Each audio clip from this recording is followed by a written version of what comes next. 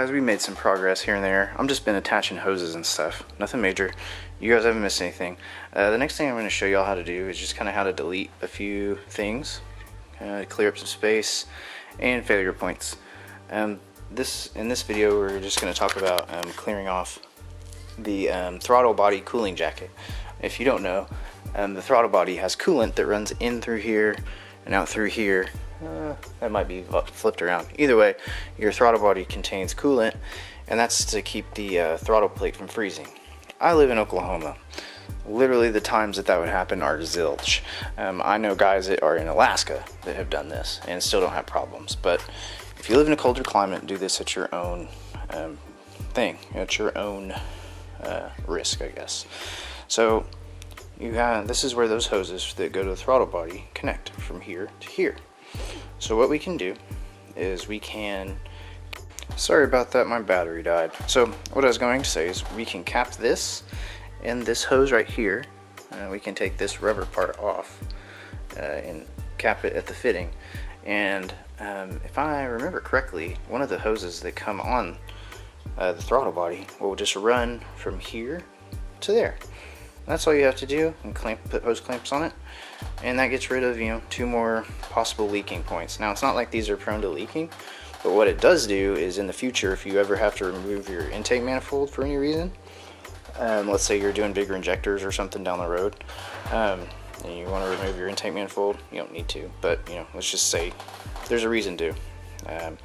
That is one less thing. You don't have to open the coolant passages in order to remove your manifold anymore. So that's why I do it. I've always done it on any motor I've ever disassembled to this degree. I've never had an issue with it being done that way, and you know, I try to delete stupid stuff that, you know, I don't need. Frees up space, and you know, gets rid of the places that could fail. So that's all I'm going to do is I'm going to take the hose off the throttle body. I'm going to remove this hose and replace it. So I'm going to get that done real quick and just kind of show you what it looks like. And this will be a real short, quick, easy video on how to do that. So this is the hose I'm going to use that comes off your throttle body. There's 2 of them. The other one looks like this. And you know, it doesn't necessarily have to be a perfect fit. It's okay if there's a kink in there. But this is about the best way I've found to do it. And you know, different throttle bodies, the STI will have a different throttle body setup and different hoses. So this is kind of specific for the WRXs and LGTs. But this one works pretty well. You can put the curved end on the heater core line, and then if you cut it about right, if you cut this about right here, it'll actually rotate right on there, and that way you don't end up with any kinks or anything.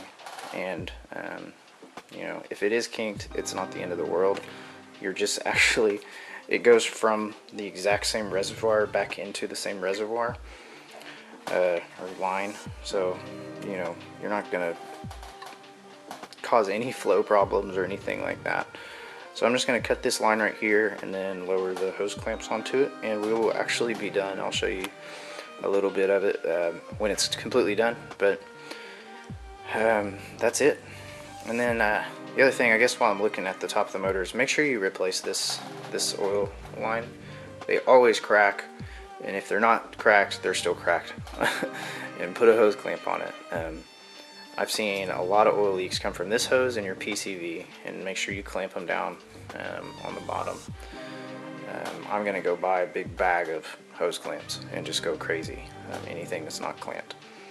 So that's kind of my next project once I get some more of this stuff together. Alright, well, I'm going to finish this up real quick and just kind of show you a picture of it when it's all done. And we are all done. There it is, it's all installed. It's going to be out of the way when we go to install the motor. And that's it. I mean, super simple thing to do. And there's, like I said, it's just no reason to put it back together that way, especially if you're in a warmer climated area. Now, if you're in Minnesota or somewhere else, then, you know, feel free to keep it. I'm not telling you. There's no performance gain from it. There's no real anything that other than it just keeps the throttle plate from freezing when it's really cold.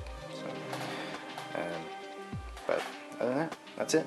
Easy, quick little video, just you know, in case you want to do it, so you know how to do it.